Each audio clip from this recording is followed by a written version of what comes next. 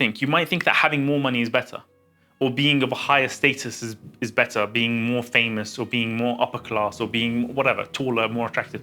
Not always. They're double-edged swords. So if you have more money, I often see it, they just want to throw money at the problem rather than be creative, because having less money can make you more resourceful and more creative. Welcome to the Sonder podcast. An epic story that continues invisibly around you, like an anthill sprawling deep underground, with elaborate passageways to thousands of other lives. I'm your host, Alexander Robertson, and this is where strangers become stories. Welcome to the Sonder podcast. I'm your host, Alexander Robertson, and this is where strangers become stories. I'm delighted to welcome Hasan Kubba here today, so welcome. Thank Hasan. you. Thanks for having me. Thank you so much for coming, and great to have coffee earlier. It's like one of my favorite things about all of this, just get to have coffee with great, really interesting, cool people. Hasan is a business strategist, best-selling author. We've got a few of your copies of books here today, which is very exciting. You're a thought leader in personal branding and digital marketing. Some of the new archetypes you've come up with, you've just shown us today, which is quite fun, and you're going to have a guess at who you think I am, and we'll reveal potentially at the end, to being an aspiring doctor, which you didn't become in the end, but you went down the economics route and became a graduate for that, and that set you for a career that's been so curiosity-driven, something we love here at the Sonder podcast, also full of storytelling, creativity, passion, which is, I think, extremely prevalent and visible when anyone will look you up. To writing a book, The Unfair Advantage, which offers a fresh perspective on unique strengths in entrepreneurship, but also the way that the world works from your view and how that affects how people perform and where they end up. And then ending up being recognized by Forbes, Fortune, and the BBC.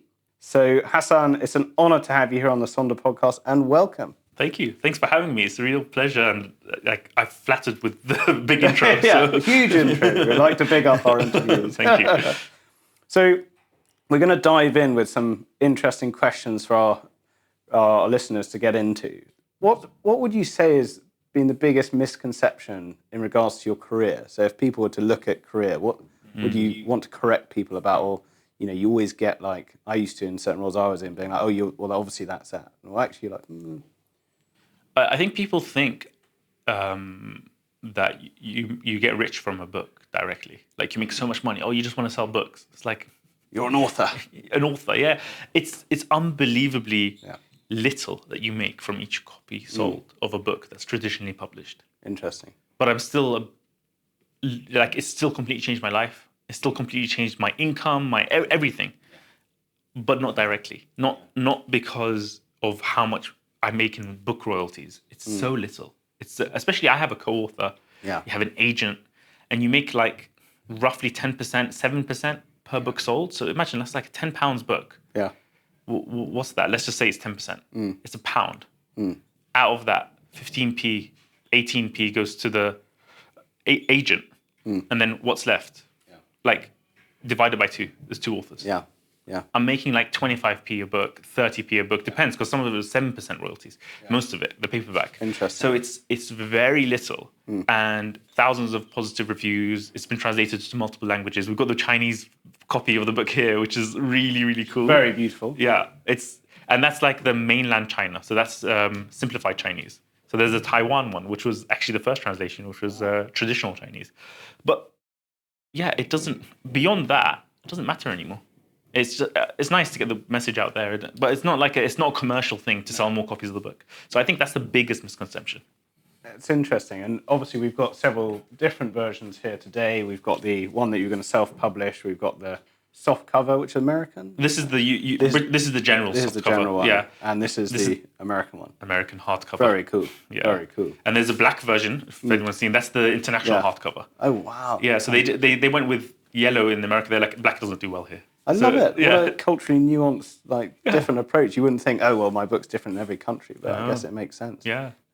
Now, this moves me into a question that will lead us into potentially how you come to these beliefs. But, you know, what was your childhood like? were there certain morals that were instilled in you? Were there certain values that were instilled in you that led you to become the person you are now and have these sort of opinions? Yeah, definitely. So I was born in Baghdad, and I was 3, and by the age of 3, I'd already lived through 2 wars. So there was the Iraq-Iran war, and then there was what's now called the first Gulf War, which is when Saddam invaded Kuwait. So there's 2 wars that I lived through, which obviously I don't remember. I was 3 when we left. So we were able to, we left Iraq as soon as like travel opened up after the war. Moved to London with my parents. So one of the things that inspired the book, The Unfair Advantage, and the idea behind it is like, do you realize how much circumstances you have in your favor when you have success, or you have certain outcomes? Do you know how much environmental things affected it? Things that weren't under your control? See, because I grew up reading self-development, business books. I'm really a big fan of those kinds of things. But actually, have they gone too far into saying everything is your responsibility, everything is because of your decisions, everything is... It's almost like an extremely right-wing view to say that you're responsible for all the outcomes in your own life. Yeah. And it's not looking at kind of structural or circumstantial or situations. I mean, that makes me think of that era of the sort of 50s, 60s, Americana, self-help. You know, it's all down to you, buddy. Exactly. You know, let's see where we get to. And I quite like the fact that you actively were dispelling that. Yeah. And when you go into meritocracy, which we will come on to more. So that, you know, is a great way to frame the question. I mean, being a Scot and from Scot and Welsh heritage, we love storytelling. Yeah. And I definitely think it affects the way that I approach the world and engage with people and things like that. So how has your Arabic heritage affected the way you approach business, you know, personal life storytelling, if at all?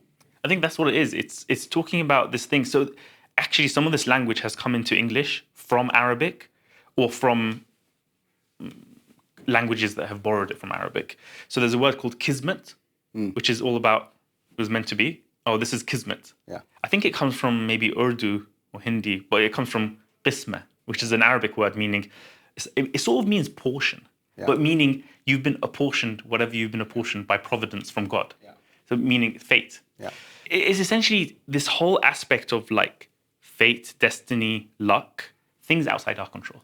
So I'm actually a big fan of the self-development stuff. I think it's very powerful. I think if you had to, in the book, what we do is we contrast 2 extremes. One, which is success is purely down to your own hard work, purely down to your own effort. It's purely your responsibility. It's purely what you did, what you chose to do. And then the opposite extreme, which is it's purely luck. You had nothing to do with it. Yeah. You know, it just happened. Ride the wave. Yeah, you ride the wave. You know, it's just the roll of the dice. So that's 2 extremes, and the reality is in the middle. If you had to pick one of those, I think I would pick the belief. If you had to pick one mental model, if we only had to choose one, I think I would go with the hard work one because it gives you more agency and it gives you more like, oh, I can create my own life. I create can create some my own success outcome. through hard work. Yeah. Yeah, I can create. You know, it's more empowering, in a sense. But the reality is in the middle. You know, because it can be quite toxic. Because if something turns out bad, down to luck, because there's a lot of circumstances of luck and right place, right time. Of course. Then you might beat yourself up about it. Yeah. And go, this is all my fault. This is all my fault. And that can be bad as well. Yeah. So it's like I called it internal locus of control. Yeah. Do you believe it's all external or internal? Yeah. So internal locus of control is very powerful, but there's a limit. And that's essentially what we're saying in the book. And that comes from my heritage. That comes from Arabic culture, Islamic culture, and actually Christian culture as well. This is just, again, we go back to the whole thing of like modernism. Yeah. This has just been forgotten. Yeah. So things like, you know, that recently I think there was a politician that said inshallah on an interview, just randomly, like a random interview, like an English politician said it. Inshallah means God willing. Yeah. People used to say God willing. Yeah. In England. Yeah. That used to be a phrase that people used. But what happened is Hasan will come on my podcast, God willing. God willing.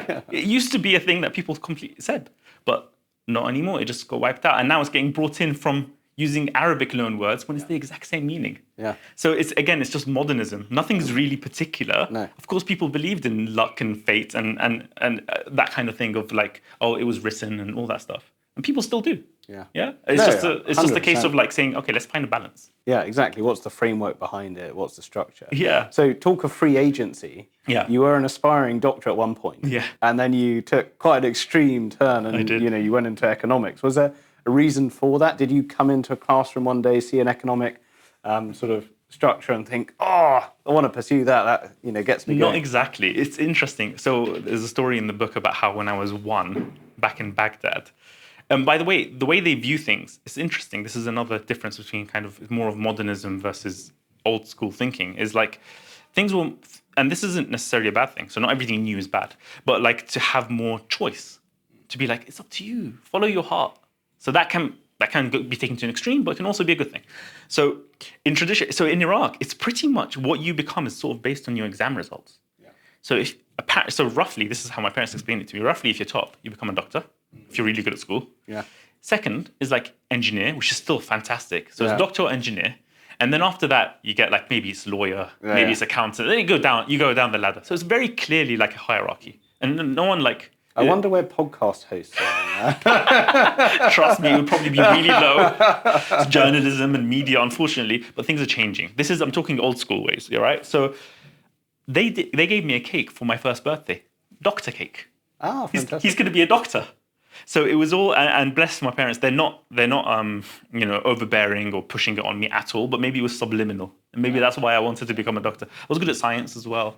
And I thought, saving lives is great. Yeah. What put me off it in the end is we're doing work experience and work shadowing with doctors and just having them complain the whole time about like their lives and saying like, you really have to love it to go into it. And so that was one of the things.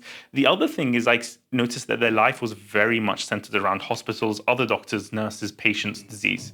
It was very kind of insulated and insular. And I was like, I want to learn how the world works. Yeah. And that's one of the reasons that I kind of looked into. So it wasn't like I was drawn to economics. I was just more like, oh, wait, I'm just going to go into this niche. Yeah.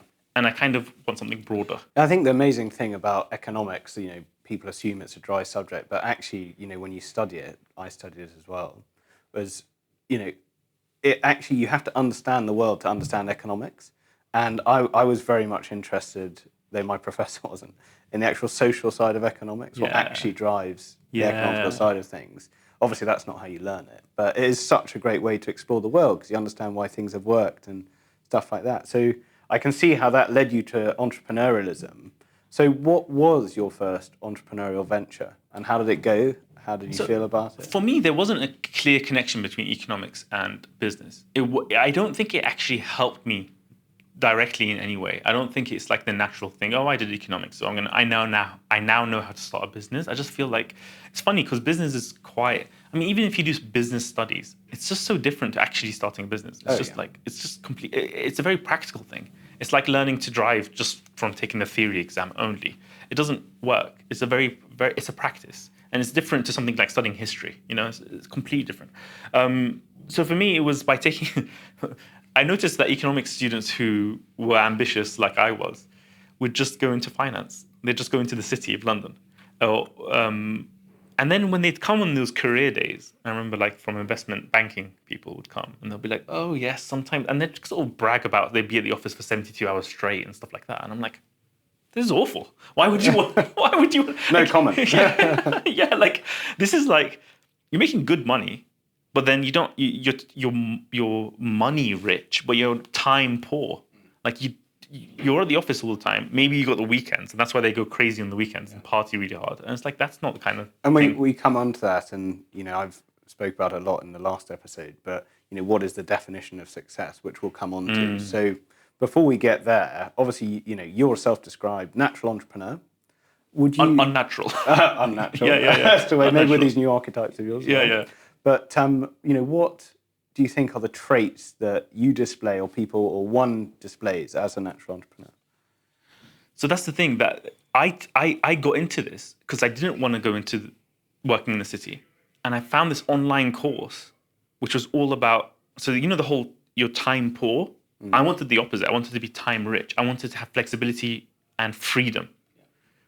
I came across this online course way back. So this is like 12 years ago now. I'm old. And so this is before it became really big. But there was still the movement of the 4-Hour Workweek by Tim Ferriss. So that book had a lot of influence. Still selling like crazy now. Still influential now. The idea behind it is how do you create... It's basically lifestyle design. How do you create a life that you want? And how do you do that by leveraging the internet to work with people in different countries, have a remote team, manage, delegate, and automate. Essentially, what I wanted to do is to create passive income. Yeah. And so I took this course. Everyone said this is a scam. Like, it was $2,000. It was a lot of money for a student who has no income at the time. And I'd saved up my student loan grant and all this kind of stuff that I'd gotten. And I took the plunge and I was like, okay, cool. I get it now. This is about building a real business, but doing it in a way that you're creating value for your clients, but not necessarily by putting your hours into it, constantly. Of course, at the beginning, you do have to set it all up, optimize it all, set it all up, and then it can run itself. So that was the dream. And that's what took me 2 years to get started on when you were asking what was the hardest thing. So yeah, I'm definitely an unnatural entrepreneur. I wasn't the type who was buying and selling stuff and trying to make money back when I was in school. Yeah. I was never money oriented or trying to, looking at ways to make profit. Or I just wasn't driven. I'm not very materialistic either. And so a natural entrepreneur is somebody who naturally finds himself trying to figure all that stuff out, trying to find ways to make money. And also, it's not all nature. It's also if you're brought up in that. If you're let's say your dad is an entrepreneur, and you kind of get imbued with it. Yeah. But it's also it seems that your motivator here has always been having that freedom. And I'll be interested when we get to ask you, definition of success. I imagine that's wrapped up in that. So having said that and done the hard miles to create that digital marketing business, again, you had another moment where you decided to co-author this fantastic book and take a step back from digital marketing to do that. So what sort of motivated you to do that? Because at that point, so this now we're jumping ahead. I went through all these struggles of setting up the business. Times I wanted to quit. Times where I was like, why didn't I just get a normal job like everyone else? I had a lot of crisis kind of moments.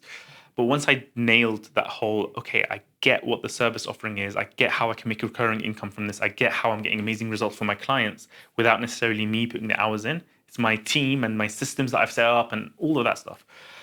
Once I'd reached that point, I was traveling around Southeast Asia. I was just thinking, okay, what do I I wasn't even thinking, what do I do next yet? I was just oh, let me enjoy this. And it made me, the thing that I say is passive income made me passive because I didn't know what to do beyond that. I was like, okay, now what? So once I did reach the point of now what, I met Ash, my co-author. He taught me, I knew about the online business world. He taught me about the tech startup world, the Silicon Valley kind of raising funds and, the Facebooks and the Ubers and the, all these kind of companies. And it was there that we started to do some angel investing. And the insights from that is what made us want to write the book. And it's interesting you ask about what made me want to write the book as well. The first version of my business was actually targeting authors, experts, nonfiction authors, that kind of thing. So I guess I was drawn to books anyway. So there was something in me that was drawn to books. But what made it happen is that I was free to do so. And I was working with Ash and he wanted to write a book. And he had just had success with Just Eat, going for a huge IPO. He was one of the first, he was the first senior member of staff in the UK, or one of the first. So he did quite well out of that. And he wanted to write a book. And then I got more and more involved. And then it became this thing where I essentially wrote the book ultimately from there based on ideas and working with him. Yeah, interesting in regards to the archetypes and you thinking about archetypes a lot and the thought leader element. I really like the idea of that. Yeah. Having listened and then become, one of the things I really enjoyed about the book was the Mars framework. So, if you could break that down and give everyone, what would you think is the sort of key takeaway that you were trying to get? Sure. So we touched on the idea that success isn't all hard work. So the thesis of the book is success isn't just hard work and effort and hustle, nor is it all luck and serendipity. It's somewhere in between. And so how do we define what is success? How do we become successful? So what we say in the book is success is all about unfair advantages. So it's all about identifying and leveraging those unfair advantages to your favor so that you can have success. So what does that mean? I mean, it could be talents that you might have internally and strengths that are internal to you, but it could also be circumstances, people the environment you were brought up in, where you live, whatever it might be, your status. So how do you identify those unfair advantages? That's what the Miles framework comes in. So Miles is an acronym. It stands for M is for money. So money is a very clear and the most obvious and the one people think of most as an unfair advantage. Oh, it's easy for you. You're already rich. You had money to invest in it in the first place. You had rich parents. You had a rich uncle who can invest in that startup or in that enterprise or whatever it is. So that's an unfair advantage. But that's obvious. What else do we have? We have I. MI. I is for intelligence and insight. Intelligence and insight, there's lots of different types of intelligence. There's book smarts, there's street smarts, there's emotional intelligence, there's creativity. And there's also insight. When you see a unique perspective into a problem, it's insight. And insight is very, very powerful. And it's something that you either have because of the status and the environment that you're in, and also you can develop. L is for location and luck, which is basically right place, right time. That's essentially what it is. A lot of people, and if there's even an ounce self-aware, they'll tell you, you know what, I worked hard, I did the right things, but at the same time, I was in the right place at the right time. And that's the thing. E is for education and expertise. Of course, education matters and expertise matters. And that comes about because of schooling, because of what university you end up at, but also self-learning, taking online courses like I did, watching YouTube tutorials or just learning things, or even listening to podcasts like this. S is for status. So that's arguably the most powerful unfair advantage is status. Status in every sense. Socioeconomic status, status as a man versus as a woman, status as an ethnic minority, status as any kind of subculture. You're into tennis. That's a status factor. It's like, oh, we can connect with people on the fact that we're into tennis or racket sports or whatever it might be. Status in terms of height, in terms of attractiveness, in terms of accent, in terms of any way that you might be perceived can be status. It's also who you know. Because if you name drop, that could be a status thing. If I had just had dinner with, I don't know, I used to say Elon Musk, but that's before he became as controversial as he is now. But like, yeah, if you say, oh, I was just having dinner with Elon Musk or Mark Zuckerberg or whatever, people look at you differently. Like, whoa, really? Okay. That's I status. did a podcast with Hasan. It's status. There's also internal status. It's how you view yourself. So everything else is external, how people view you. There's also how you view yourself affects how you behave, how you talk, how you interact with the world. And that affects how you're perceived as well. So it's like your self-esteem, your self-image. So that's the Miles framework, MILES. These are the different categories of unfair advantages to audit and figure out, okay, what are my unfair advantages? There's also one more thing to add, very important. They're not as straightforward as you might think. You might think that having more money is better, or being of a higher status is better, being more famous, or being more upper class, or being whatever, taller, more attractive. Not always. They're double-edged swords. So if you have more money, I often see it, they just want to throw money at the problem rather than be creative, because having less money can make you more resourceful and more creative. Or let's say being part of a certain, let's say, less privileged demographic could make you Gives have you the insights. hotspur, the drive. Exactly. Something to prove, or you got more insights. Let's say, I don't know, I presume that the guy from Ryanair comes from a really working class background because he'll understand, is it O'Leary or something his name is? He'd understand how important it is to cut costs on a flight, on a ticket to fly. So that sort of thing is very important. Yeah, I think double-edged swords. So don't think it's not as straightforward as more is better. It could be the other way around. What I love about that is it's just such a human observation, and it just makes so much sense to me. And I love that that's now in writing. So thanks, Hasan. Thank you. So I'm really excited to ask you this question then. What is your unfair advantage? It's a hard one to answer, but there's a lot of things. I'm really good looking. I'm really tall. I'm really tall. I have dinner with the Queen. Yeah. No, essentially, for me, I would say, like, you could look at things like just having a British passport. You could look at things where it's like, oh, especially it's obvious for me because I was born in Iraq, right? You could, like, if I'd come when I was older, I'd have a heavy accent and it'd be much more difficult to be a speaker or to come across well on the phone or in meetings or whatever. So you could look at things like that, really or being healthy. I grew up relatively healthy. I grew up in a relatively stable environment, apart from the wars. But in general, a loving family and everything was generally okay. So you can look at things really upstream like that. You could look at internal things, talents. So when I look back on it, what made me do well in my business is actually I was able to build trust. So I'm more of an introvert. And we could touch more on personality things because that's what I've been developing lately. You keep talking about archetypes, just for people to know, I've been working on like a very simple personality typing system. But I'm much more of an introvert. But I was able to push myself out of my comfort zone. You know, when I got jobs in the city, I actually chose to get sales jobs, even though that's not really me. But I wanted to develop that skill because I knew that was important for entrepreneurship. And developing that as a sort of a skill that I had an expertise is like, okay, I can pitch, I can sell. I'm not going to feel shy to say that this is the price. I was able to build trust. And so those deep connections and communication skills. So I think the main one, in terms of my career is communication skills or way of thinking. I'm able to distill complex things into simple things. So even working with like business owners, I'd be able to explain quite complex marketing and digital marketing concepts to be like, oh yeah, this is why you need to do this on your website or this kind of ads on Facebook, whatever. Just in really clear, simple language without jargon, without confusing them. And to just connect on a human-to-human level. You remember I said I was struggling with my website and I wouldn't launch.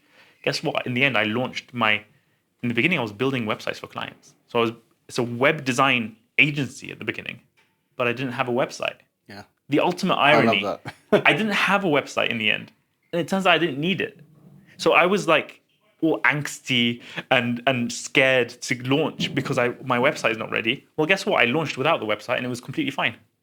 Because I was able to just connect with people on a human-to-human level. I really like the perception element you talk about there as well, because, you know, we obviously met earlier today. We've had some really great chats already. And, you know, you're very extroverted, you're very charming, but you view yourself as an introvert. Yeah, I am. I was very shy as a kid. I'm still introverted. If I want to recharge my batteries, it's more about spending time alone or just with my family or something, rather than like going out to a party or something like that. So I'm definitely more of an introvert. But I think I've developed kind of those ambivert traits where I can kind of go across. And I do like public speaking, but that's quite common. It's quite common for people to be, you know, like public speaking or whatever, but actually to be introverts. And I think because it's a bit different to like, you know, like networking or being a social butterfly at a party. So yeah, I definitely think of myself as an introvert. Something I relate to because everyone thinks I'm an extrovert, but I love being an introvert. I love time by myself. Interesting. So you've obviously done quite a lot of stuff. You're doing VC startup, and obviously then there's the book authorship. Did you find any similarities between the two, like similar talents? I'd be really interested to. Massively. Essentially, getting a book deal with a traditional publisher is very similar to getting investment from a VC. Because essentially what they're doing is they're taking a risk on you. A real book deal is where they're offering you an advance on the royalties. And if the book doesn't sell, then tough luck to them. You're not giving the advance back. So that's where the risk comes in. Just like an investor. If they invest in a startup, the startup fails, they're not getting their money back. So that's the risk-taking aspect of it. It's like they're believing in you. And so it takes a lot of unfair advantages to get them to believe in you. So in a startup, when you're like, one of the status unfair advantages we talk about in the book is like being ex-Google or ex-Facebook or ex-McKinsey. Or, you know, when you're from one of these prestigious, like high status companies, like you work at this place where it's really difficult to get a job and they're very, you know, very high demand, etc. Or even just like coming from Oxford or Cambridge or something like that. You've been chosen. There's a status aspect to it. And that's going to help you to raise funding for your startup. For a book deal, what helps with a book deal? Having a huge following.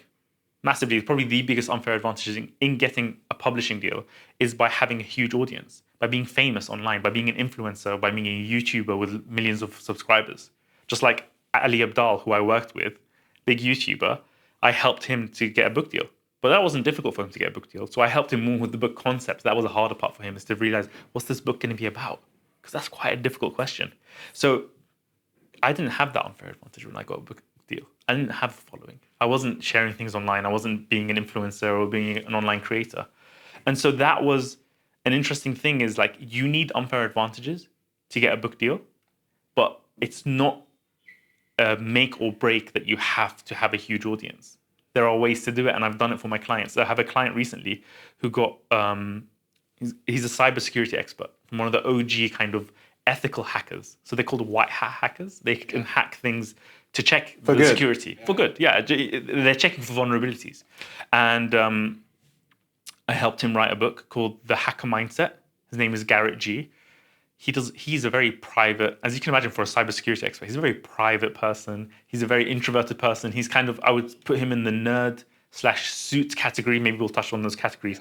But he's essentially, there's 4 archetypes, by the way, that I've just developed recently and I'm looking for feedback on, which is why it's on my mind and I'm talking about it.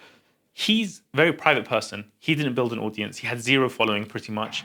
He got a traditional publishing deal and he became a USA Today bestseller on his book by working with me on that. So I'm very good at that. I'm very good at helping people to get publishing deals, figure out a great book concept, figure out how to package the idea, package the concept, etc. So my next question leads into that. I mean, one of the things that I externally from the research and having had our conversations together and everything that I find really inspiring about your journey, and we've spoken about this on previous episodes about action bias, is I quite like, and it's quite cheeky, because every time you've done something, you've done it so well that you've become the thought leader archetype. You very much looked to as a professional in that space. So, you co-authored this book, obviously the one we've been talking about, but now obviously you're helping people write books like the individual you just mentioned and being the strategist around that. So how have you found that transition? Because it wasn't even a transition by the sounds of it. It was just immediate. Yeah, because that's you true. are a strategist, it seems. Yeah, I think that is the unfair advantage is something about breaking down complex things simply. So I think I'm naturally a teacher. I naturally like teaching. That's just who I am. I think it's just kind of a pretty innate that I like to teach. I love concepts. So I think of myself so there's 4 different personality types in the archetype. So just to cover them now, it's essentially 2 axes. One is about how visionary, imaginative you are versus how structured and organized you are. So the visionary, imaginative people are much more messy. The structured and organized people are much more disciplined, much more consistent. And so I'm definitely, and I didn't realize this about myself until like I was 30 or something, is that I'm a creative type. But I never thought of myself as a creative visionary type because I never was good at art. I was good at science and I'm quite a logical person. So I never considered myself that until I started working on the book and I was talking about self-awareness. One of the biggest themes in the book is self-awareness. It's like, okay, what are my unfair advantages? What's my personality like? What comes easy to me that's hard for others? So for me, it was a case of thinking, okay, so it's that spectrum of like from visionary to kind of more structured and more systematic. Then the other one is sort of, are you more of a, and I call it hustler versus a technician? Are you technical or are you more of a hustler? And that's pretty much introversion, extroversion. That's pretty much it. It's pretty much, okay, so now we have a 2x2 matrix. So you're either very visionary and very technical and introverted. That's more of an artisan. That's the artisan archetype. Or you can be visionary and sort of extroverted and more of a hustler type. And by the way, hustler, not necessarily that you're salesy or whatever, but it's just, this is designed for people who want to learn how to make money online or start a business or start a side hustle. Hence the language being much more based on this. So you're a star. So if you're a visionary, big picture, you're not very organized, but you're very extroverted, you're a good networker, you like to be the spotlight. I call that star. Then you go down to structured, organized, introverted, technical. That's the nerd. And then you go to the other one, which is structured, organized, but more extroverted, good with numbers, spreadsheets type of person. I call that a suit. And these labels are just for fun. But a suit, because it reminds me of in like Hollywood and stuff, they would call the non-creative suits. The producers, the ones from the studio, the ones who are figuring out the numbers, they're suits. They wear suits. They're kind of corporate. They kind of sit in boardrooms. They're usually COOs. They're keeping operations running. They keep the trains running on time. They build empires. They're the type of titans and moguls in business. So you see there's 4. So that we've got artisan, we've got star. So those are 2 visionary types. Then you've got the nerd and you've got the suit. Those are the more systematic, structured types. So very simple 4 types of archetypes. So for me, when I kind of realized that, okay, this is my strength, I could teach people. For me, I'm not an artisan in the sense I'm in a workshop and I'm creative and I've got, I'm doing woodwork. I've never been like that, but I'm like that with ideas.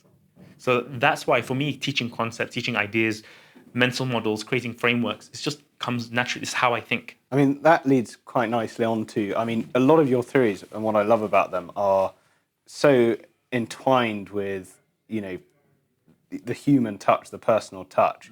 So, personal branding, huge thing now, huge lever, extremely powerful. You're someone who's driven your career using a very strong personal brand. So, what would you say to others about that? What giveaways would you give people who are trying to create a strong one?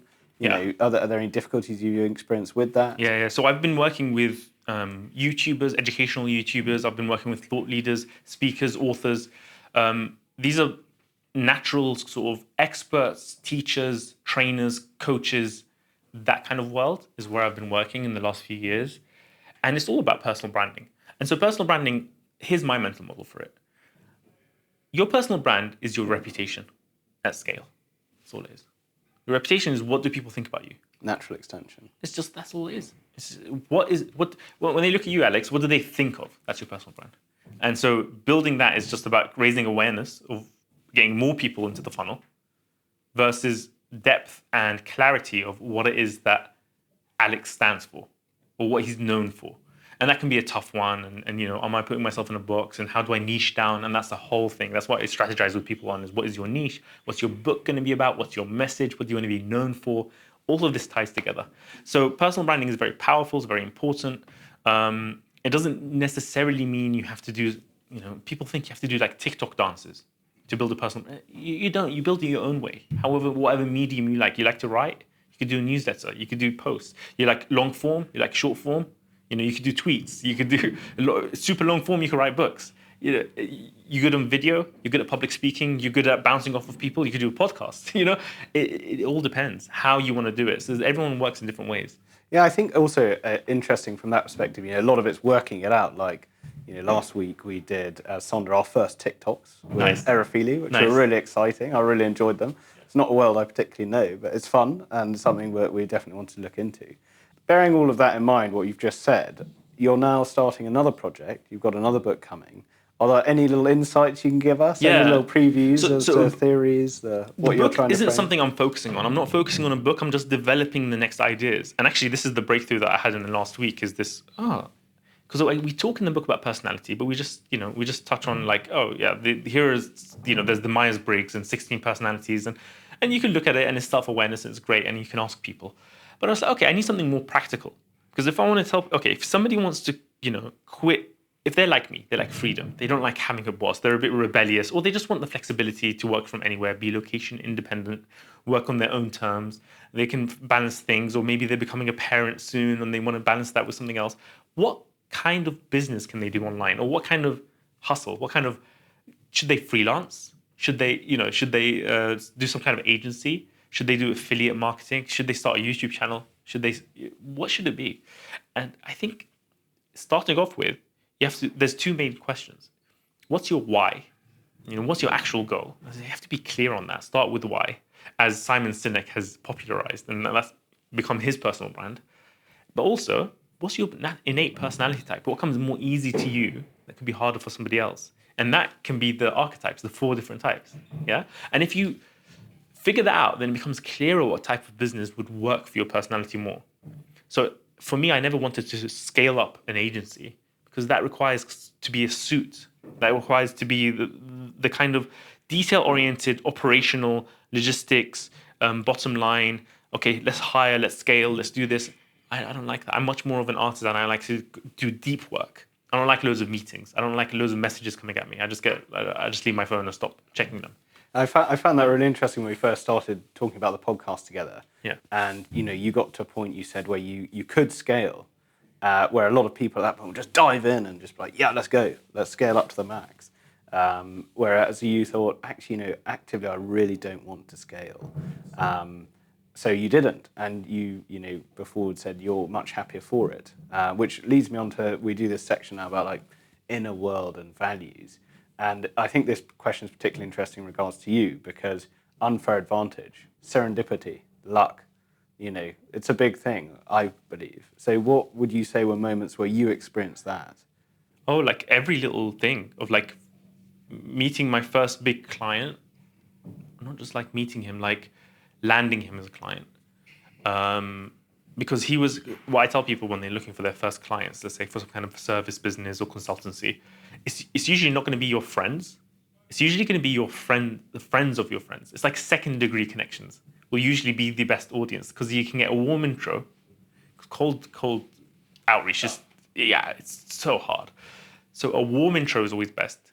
But it's not usually going to be somebody that you already know because they're just, your friends aren't going to be your clients, generally speaking. It's just not going to happen. So my first big client who was actually became sort of a mentor to me. This is like a multimillionaire guy who I learned so much from because he didn't do things by the book in the sense that it's not how, I don't mean he broke rules. I mean that he didn't follow like the best idealized business advice. The traditional No, trajectory. he didn't. He just sort of did things his own way. Disruptor. Yeah, kind of. Or like, in some ways, inefficient. I'm like an optimizer type. He's not really. He just puts the hours in. You know what I mean? So for example, I remember he had, this is a client who has businesses in different locations in London. And so he was like trying to expand one of his locations. And the architect was taking long to get back to him over the extension. And so he just decided to just start drawing the blueprints himself. Like, he's not an architect at all. I love that. And you shouldn't, like, that so goes against business advice because they say you should delegate to what to focus on what you're good at, delegate to what you're not good at, and manage them, and etc. And it's so inefficient to do something that, but he just did it, and it's fine. And he's super successful. So it's like, I learned a lot that you don't need to be perfect to be successful. That element of action bias, I love that. Well, no one else is doing it, so I'm going to do it. I'm just gonna it might be messy, but let's get going. Exactly. So on that note then, so what are the key inflection points that you would pass on from your professional and business journey to our listeners? The biggest, I would say, is the first bit of money I made, the first sale. It was £600 to make. It was like the first half of a payment to make a website for a client. And that was my first sale. It was the first, like I'd spent $2,000 like about 2 years before on this course. And I'd made only £600 back at this point, right? But that moment was so magical. I made sales which are like, crazy numbers nowadays. And it's like, I still find that 600 quid the most magical amount of money I made because that was the moment where I was like, oh, wow, this works. It's like Pablo Escobar when he framed his first $1 million. Yeah. And this is just a small amount. So it's almost like framing your first, $10 because it's just that validation. Wait, you can make money. So empowering. You can do this. You can get a sale. You can actually give value to somebody and actually make, create something. And so for me, the biggest inflection point, and I try to get clients to, the ones who are just starting a business for the first time, get your first sale. It's really powerful. So as someone who's quite relaxed, I also sense there's this, you really push yourself on. You're probably quite hard on yourself, I imagine. I don't know. I think I used to be when I was younger. Yeah. So self-improvement versus self-acceptance. How do you manage that? I love that question because I do think that that's the strong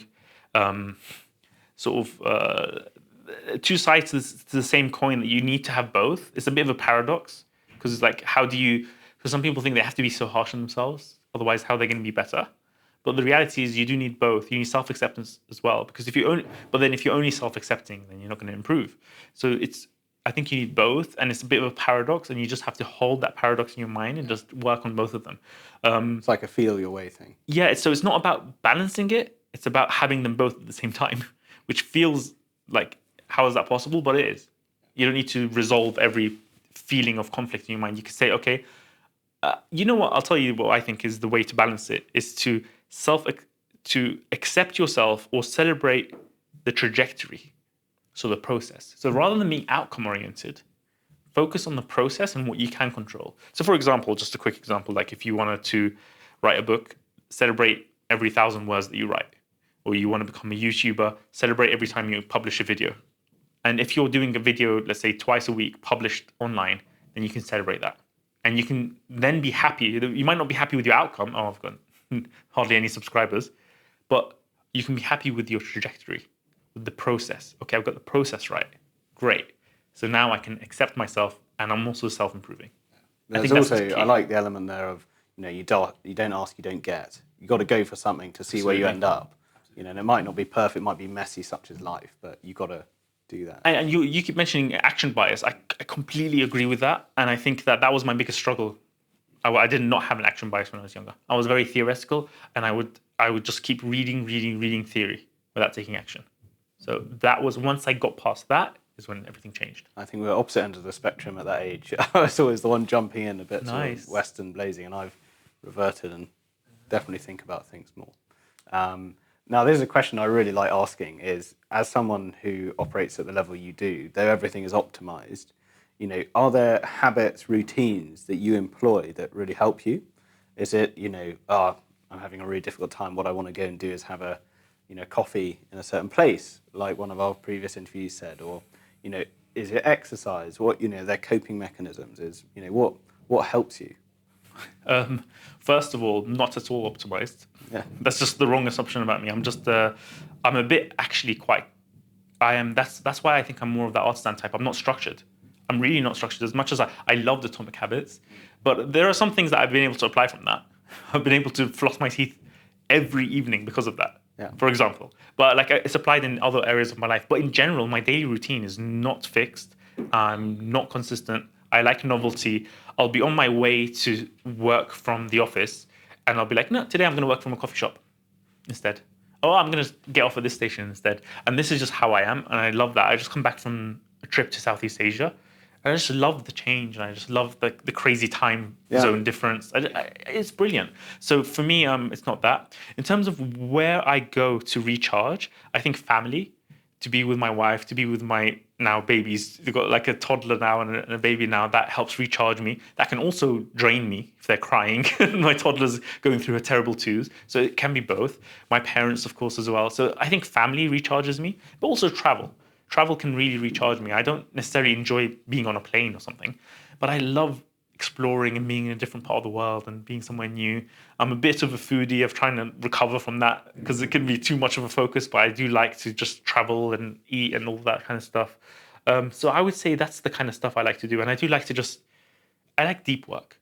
So I do like the idea of like going somewhere quiet, going somewhere nice, having a nice view, having a coffee, and just thinking and maybe taking notes, whether it's could be even on my phone, could be on the laptop. Just getting it out. To just journal. I'm not much of a journaler, but just to make plans and just to have a vision of where things are headed and just stop and think. That's usually what I do to recharge.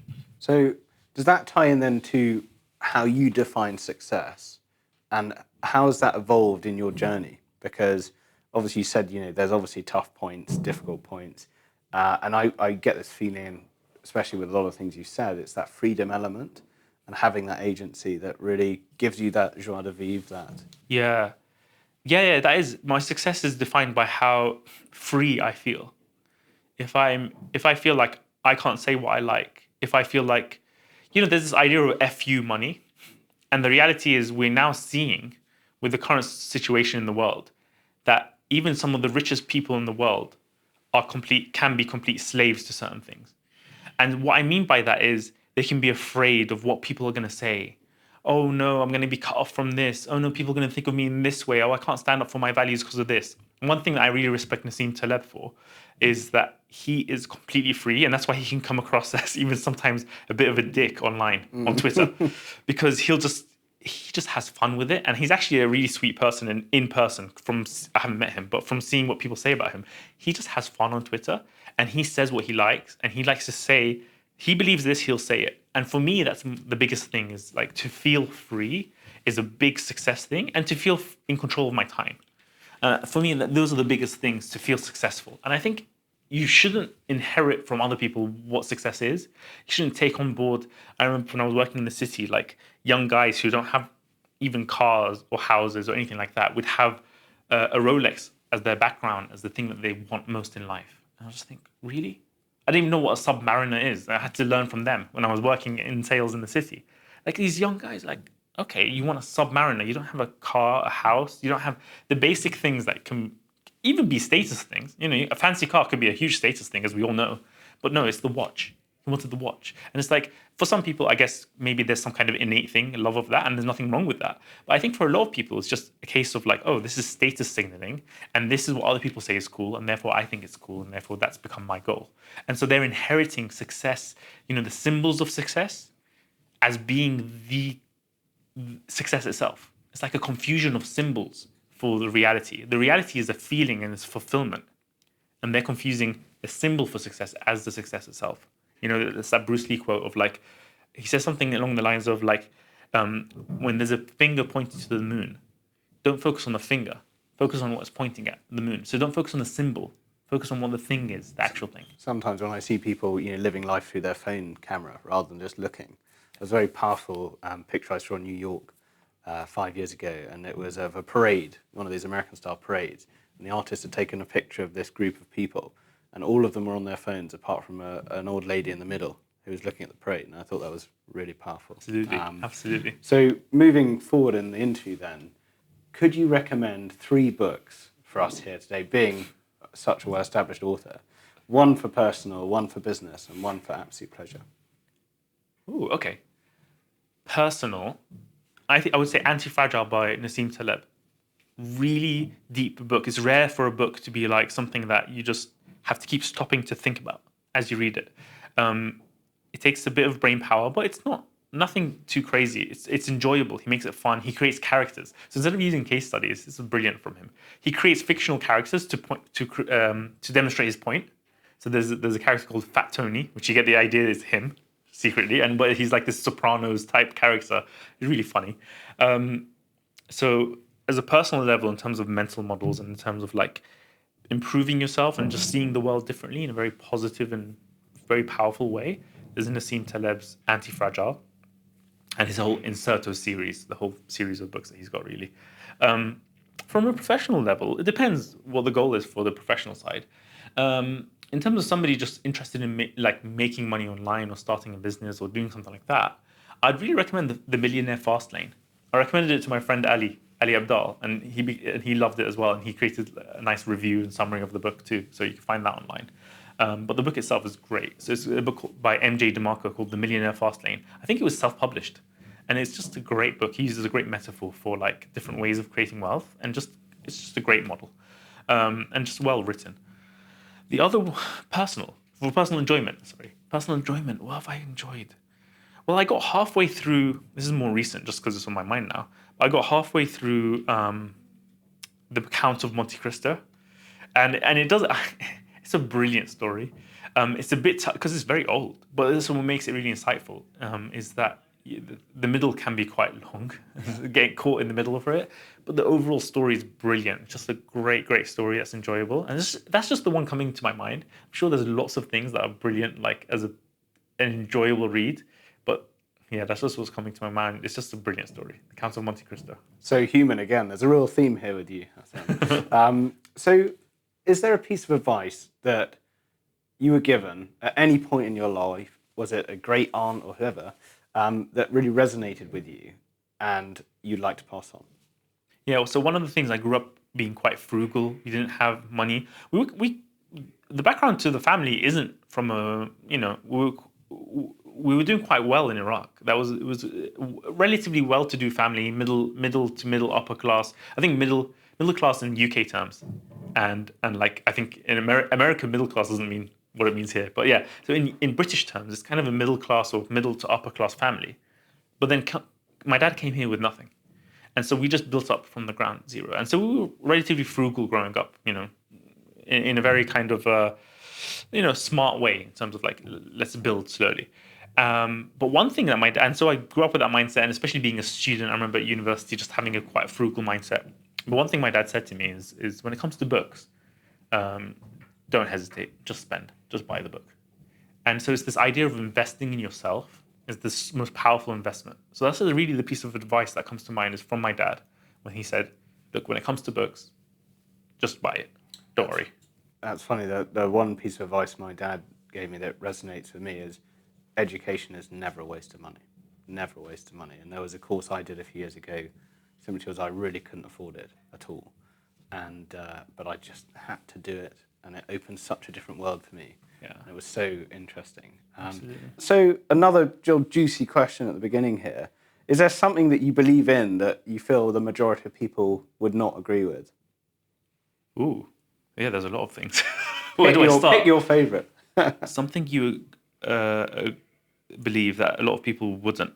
Yeah, so much. So one thing that comes to mind, because we were discussing it earlier, is this whole East versus West kind of dichotomy of like, where does Western civilization come from? And is there a huge difference between that and, let's say, where I'm originally from, which is Iraq, the Middle East? And it's like, it's actually the same Western civilization. Ultimately, the foundations of it, if you look back, it goes all the way back to, ancient Mesopotamia, Babylon, Sumeria, the Nile region, so ancient Egypt. That all is the origin of what eventually became Western civilization. Not only going back that far, thousands of years, but if you just go back 1,000 years to the Islamic Golden Age, that's what kept, the foundations of what people consider Western civilization now, which is ancient Greek thinkers. So you have Aristotle, Plato, Socrates. That all came about because of the Muslims and Muslim times translating it, looking at it, seeing this as really valuable philosophy, which then fed back into Europe, because that was the Dark Ages at the time, fed back into Europe into what became what's called the Enlightenment, the Renaissance. It all came about from that. So it's all the same thing. But then it became this whole dichotomy because of, I think at the time, it became the Crusades and, Christianity versus Islam, which actually they were thinking of it as the Turks, really, because it was the Ottoman Empire. So really what it was mostly just Europe versus the Ottoman Empire, which created this whole thing. But reality is, it's super similar. The only differences you see now is modernism. So I think what people don't realize is, like, if you just go back a few decades and maybe a bit beyond that, but you'll see it's very similar. The only differences you see now is just from since the 60s, maybe? Pretty much. I mean, you can go a bit further back than that, but most of the differences is since the 60s, 70s. I find it so interesting, like we were discussing earlier, I think when you're younger as well, potentially, you always think, now we live in a modern world. Yeah. Things are very straightforward. This happens as it should. The older I get, the more shades of grey I find. And, the other realization being that, people haven't changed. People have been the same anon. The way we live, social constructs, cultures all change, all evolve, things like that. But people are still people, which is just so fascinating. So this is the thing that going back to what I believe that's kind of controversial now. I'm a huge fan of Nassim Nicholas Taleb, the writer of The Black Swan, Anti-Fragile. I don't know if you're familiar with those kinds of concepts and books. Really, really great thinker, a modern philosopher, I would say. He talks about Lindy. Lindy means, and it comes from, it's a funny origin for the word. I think it's based on, and this is roughly right, but it's based on, there was a restaurant that served, I believe it was cheesecake in New York, which particularly Broadway actors and people like that from, doing shows in Broadway used to go to. And over there, they talk about how, I think it was cheesecake. Now I'm getting I'm not sure about the details, but essentially the key thing is that it comes from the idea of like a Broadway show. To predict how long it's going to last, one way to predict that is to see how long has it already been running. So the longer it's been running, the longer it will continue to run. And that was an interesting observation. They started calling it the Lindy effect. So this is like broadly right. If you fact check, I'm just doing it off of memory. What it means is things that have been around for a long time, there's a reason they've been around for a long time. Like, let's talk about beliefs. Let's talk about ways of running society. Let's talk about tradition. Let's talk about being conservative with a small c, in the sense of like, these rules are here for a reason. Human nature stayed the same, as you just said. That hasn't changed. So one interesting insight from Nassim is if you want to learn about, let's say, something like technology, yes, look at modern writing. If you want to understand something ancient like human nature, look at the ancients, because they already had all of that figured out. They've been through it. They understand how people think. They understand how emotions work. They understand all of that. So the mistake people make nowadays is they go, what's the psychological study? What's the double-blind, randomized controlled trial to prove this? And it's like, do we really need that? Or is it enough to have thousands of years of our ancestors and social history telling us that this is the better way to do things? And so it doesn't mean you take everything without questioning it. It just means that you understand that they came to that conclusion for a reason, and that survived. This is the key thing, survivorship. If a belief survived, there's a reason it survived. And so this is the interesting thing, is there's a replication crisis right now in psychology and social science, whereby the results of things that happened, they can't replicate by doing the same experiment.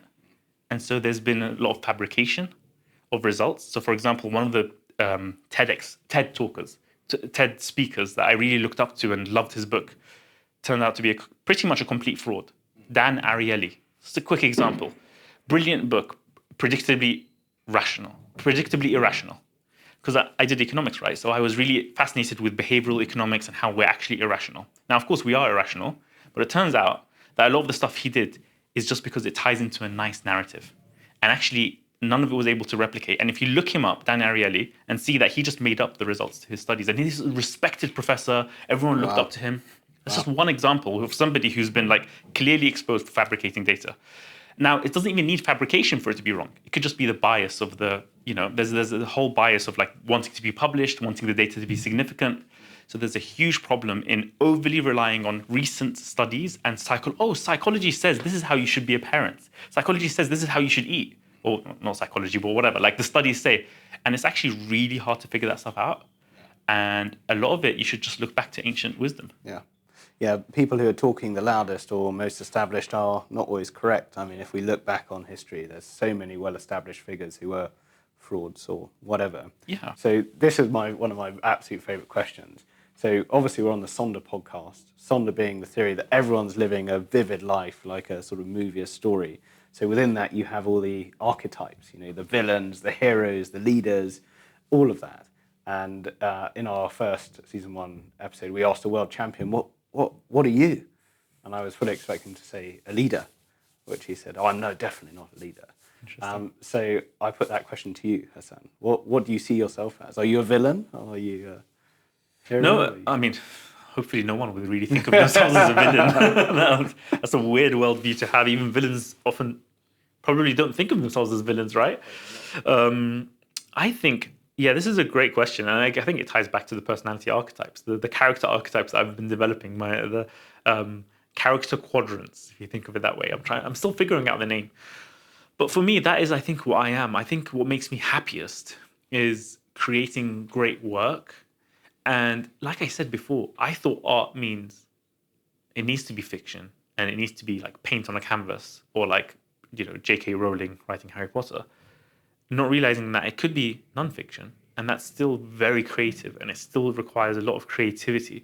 So I think I'm happiest when I'm creating something that I believe in and I feel is true and I feel is impactful and helpful. And so for me, I think I am that artisan when it comes to ideas. I think I'm an idea artisan. I think for me, it would be very unwise of me to try to be like, I'll be a startup founder and be the next Mark Zuckerberg or Elon Musk. It just wouldn't work for my personality type and it wouldn't work for the type of life I like to have. Some people love chaos. They love meetings all day. I don't think I like deep work. I like my calendar to be like empty. Your life is your work. Yeah. I like to have like 3-hour uninterrupted blocks to just write or think or research. So for me, I think I'm that artisan type. Yeah, interesting. Yeah. That's so interesting. So we always ask everyone, if we can, if they can ask whoever it may be who comes on the Sonder podcast next, a question, what would it be? I like the question about what do you believe that is controversial or contrarian or that others don't believe? I think it's a very important question because we have this weird belief that there was some books written in the 90s, especially with the collapse of the Soviet Union, where they thought of it as the end of times in some way, the end of history, I think they called it. Not in an apocalyptic sense, in the sense that, everything's going to be smooth now. There's going to be no more wars. Everything's going to be fine. Everything's changed. It's postmodern now. We're not going to make the same mistakes as the ancients or the people living in medieval times or whatever.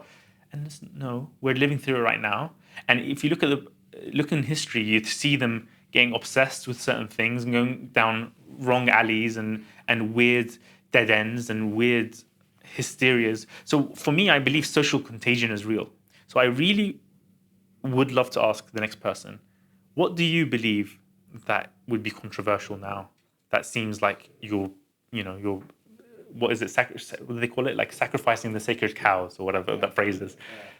I think that's a very important question to ask because it requires that self-awareness that we haven't got everything figured out right now. And it takes a lot to make that jump and realize that we're probably just as lost now. When we look back on now, 50 years or 100 years time, we'll be like, what the hell were we thinking as humanity? Yeah. Right? And I think that's very important to be aware of. Yeah. And I love how that ties in with, always thinking, we're living now, we're living the modern. Hasn't happened before. It's happened so many times. Exactly. Oh, we've got everything figured out now. I'm sure there was an ancient version of a podcast that was similar to Sonder. Exactly. It's so true. Thank you so much again, Hasan, for coming today. It's been really lovely and a privilege just to have a coffee together and have this chat and especially explore all the context behind the history and very humbling. So thank you. No, thank you. It's been really fun. It's been a great conversation, honestly. So we hope you really enjoyed our conversation today as much as we have here on the Sonder podcast. Check out Hasan's awesome book. Also, stay tuned for his next project and book. We also spoke today about his previous series and his current new series in regards to archetypes. We've actually got the exclusive access to the quizzes that he's going to start rolling out for these. So please check out our episode information page to get access to these. And of course, also Hasan's direct channels himself. Thank you so much for listening today. We really enjoy all the following we've been having over the last few weeks, and we look forward to growing. So to enable this, please do give us 5 stars, share with everyone, your great aunt, anyone around. Thank you very much, and we look forward to you listening in next time.